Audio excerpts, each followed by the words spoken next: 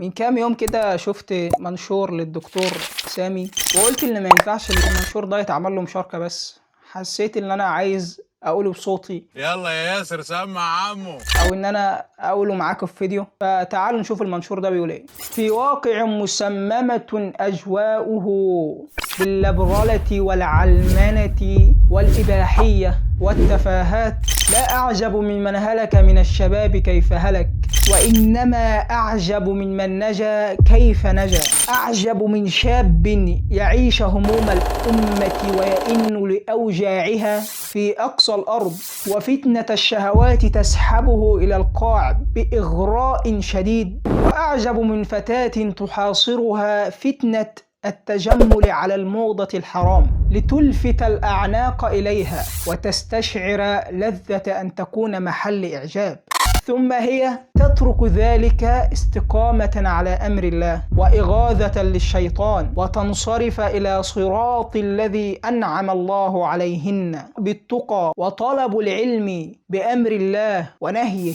إني لأعجب إلى هؤلاء، ولعل الله سبحانه اطلع على قلوبهم وانتشلهم من وحي الواقع وطهرهم لما في قلوبهم من خير. إنهم